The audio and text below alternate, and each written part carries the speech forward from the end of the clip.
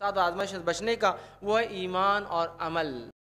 ایمان اور عمل صالح یہ سب سے پہلا، سب سے بیسک، سب سے بنیادی اصول ہے دنیا اور آخرت کی سکون والی، امن والی، خوشحال زندگی گزارنے کا۔ ایمان جس کے پاس نہیں، عمل صالح جو نہیں کرتا، یقیناً نہ اس کو سکون ہے، نہ اس کو اطمینان ہے، نہ وہ خوشحال زندگی گزار سکتا ہے۔ وہ آزمائشوں میں، وہ تکلیفوں میں، وہ فتنوں میں مبتلا ہے، اور اللہ رب العزت اس کو وقتاً فوقتاً عذابات سے دوچار کرتا ہے۔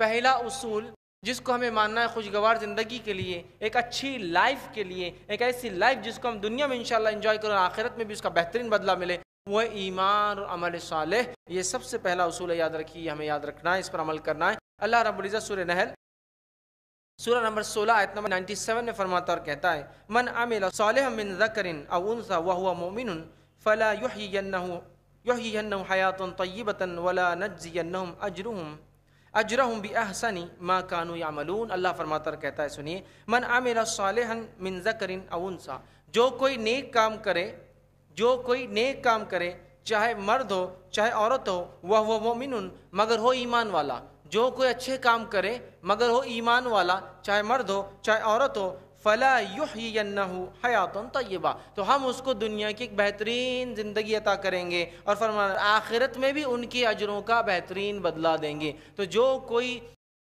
اچھے اعمال کرے ایمان کے بعد، چاہے مرد ہو چاہے عورت ہو، تو دنیا کی اچھی زندگی گزاریں گا، اور آخرت میں اس کے عمل کا اس کو بہترین بدلہ ملیں گا۔ تو اس آیت کے اندر دو چیزیں بتائی گئی، ایک بہترین دنیا کی زندگی اور بہترین آخرت کی زندگی کے لیے۔ وہ پہلا کیا چیز تھی؟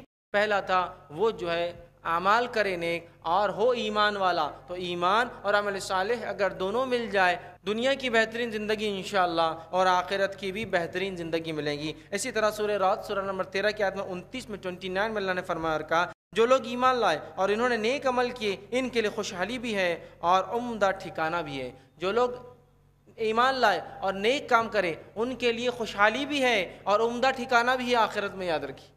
تو دیکھیے، ایمان لا کر نیک کام کرنے والوں کے لیے کتنی خوشخبریاں قرآن دے رہا ہے کہ دنیا کی اچھی زندگی، آخرت کی اچھی زندگی، یہاں کی پرسکون زندگی، وہاں آخرت کا گھر اچھا۔ تو یقیناً ایمان اور عمل صالح بڑی اہم چیز ہے، اور اللہ تعالیٰ اپنے وعدے کے خلاف نہیں کرتا۔ ہم سب جانتے ہیں اللہ رب العزت نے سورہ آل عمران سورہ نمبر 3 آیت نمبر 9 میں فرمایا اور کہا، ان اللہ لا یخلف المیعاد، اللہ تعالیٰ اپنے وعدے کی خلاف ورزی نہیں کرتا۔ جب اس نے کہہ دیا کہ ایمان لانے والے اور نیک عمل کرنے والوں کو اچھی دنیا کی زندگی، اچھی آخرت کی زندگی دیں گا، تو اللہ تعالیٰ وعدے کی خلاف ورزی نہیں کرتا۔ یقیناً اس کا وعدہ سچا ہے، اور ہمارے لیے یہ وعدہ بالکل سچا ہے کہ ہمیں اللہ رب العزت اگر ایمان لائے جیسا اس کا حق ہے، اور عمل صالح کرے جو کہ اس کا حق ہے ایمان کا، تو انشاءاللہ عزیز ایک اچھی زندگی ملے گی۔ ہم میں سے بہت سارے مسلمان چکے ہیں، بہت سارے ہم لوگ مسلمان ہیں، مسلمان ہونے کے باوجود ہم دیکھتے ہیں ہم نے ایسا ایمان جیسا ہونا اس کے تقاضوں کو پورا نہیں کیا۔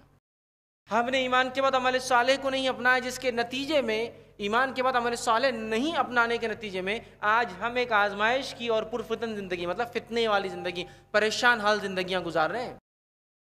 تو اگر ہم ایمان والے ہیں، پہلی چیز ہے تو عمل صالح میں اضافہ کیجیے، اور اگر ایمان والا کوئی انسان نہیں ہے تو دنیا اور آخرت کی سکون والی زندگی اس کے لیے ہے ہی نہیں، یاد رکھیے۔ ایمان، آستھا، بلیف، یاد رکھیے، وہ ہونا، فیتھ ضروری ہے اپنے بنانے والے میں، ویسی آستھا، ویسا ایمان، ویسا فیتھ، ویسی بلیف جو اس کا حق ہے، جو اس کا حق ہے، یاد رکھیے۔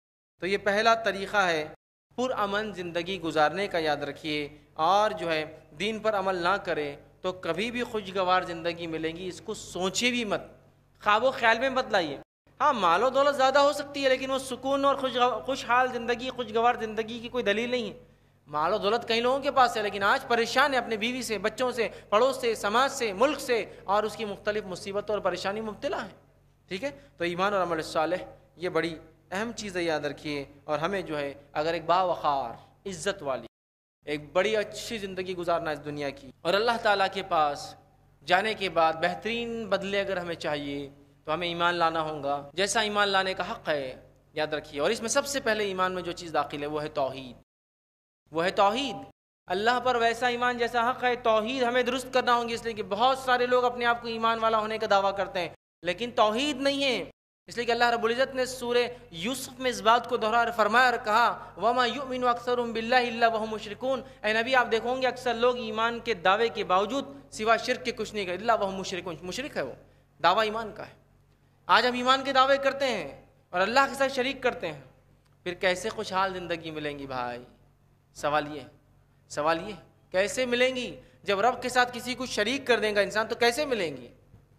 خوشحال زندگی کے لیے بڑی محنتیں یاد رکھیے، بڑی مشقتیں دنیا اور آخرت کی خوشحال زندگی کے لیے، وہ اگر ہم نہیں کریں گے، توحید جس میں سب سے اول ہے یاد رکھیے، اس لیے کہ اگر توحید کسی کی خراب ہو جائے تو باقی چیزیں اس کو فائدہ نہیں دیتی۔ اور دوسرا کام جو کرنا ہے ہمیں، ایمان اور عمل کی جو بات میں کر رہا ہوں، اتباع سنت کو لازم جان لیجیے، نبی اکرم صلی اللہ علیہ وسلم کے طریقے کو لازم جان لیجیے، اور یہ شریعت ہے یاد رکھیے، اللہ کی کتاب اور رسول اللہ صلی اللہ علیہ وسلم کے طریقے پر چلنا ہمارے لیے واجب اور لازم ہے۔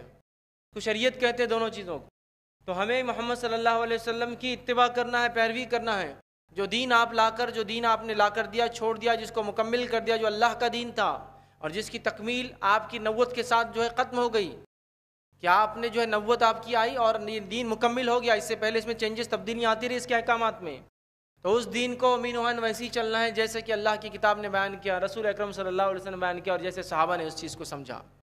آج ہم دیکھتے ہیں کہ نبی اکرم صلی اللہ علیہ وسلم کی دھڑل سے مخالفت ہم کرتے ہیں، پھر کہتے ہیں خوشگوار زندگی چاہیے۔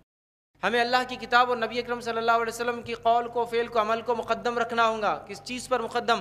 اپنے سماج، سوسائٹی، اپنی نفس، لوگ کیا کہیں گے، تمام چیزوں سے اوپر لے جانا پڑے گا، اور کہنا پڑے گا کہ لوگ کیا کہیں گے الگ بات ہے، میرا رب میرے بارے میں کیا کہتا ہے، میرے نبی نے میرے تعلق سے کیا کہا کہ میں کیا کروں، وہ میرے لیے اصل ہے۔ یہ سوچ جب تک نہیں آئیں گی اور یہ عمل جب تک نہیں ہوگا، یاد رکھیے خوشگوار زندگی نہیں مل سکتی۔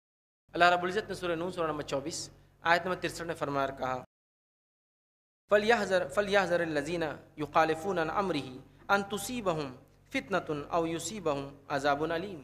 اللہ فرماتا اور کہتا ہے، لہٰذا جو لوگ اس رسول صلی اللہ علیہ وسلم کے حکم کی مخالفت کرتے ہیں، انہیں اس بات سے ڈرنا چاہیے کہ کہیں وہ کسی مصیبت میں گرفتار نہ ہو جائے یا ان پر دردناک عذاب نہ آ جائے۔ نبی اکرم صلی اللہ علیہ وسلم کی مخالفت جو لوگ کرتے ہیں وہ کسی مصیبت میں پھنس سکتے ہیں، یا اللہ تعالیٰ ان کو دردناک عذاب دے سکتا ہے۔ ظاہر سی بات ہے، سکون والی زندگی ہم چاہتے ہیں تو دردناک عذاب اور مصیبت سے تو بچنا ہے نا۔ آج مصیبتوں سے ہی تو ہم پریشان ہیں، ٹھیک ہے؟ تو لہٰذا یہ چیز ہمیں کرنا ہوگا۔ یہ پہلی چیز تھی کہ ایک پورا من، خوشحال، فتنے اور فساد، مصیبتوں سے پاک زندگی اگر چاہیے تو ہمیں ایمان اور عمل صالح یاد رکھیے، اس پر عمل کرنا ہوگا۔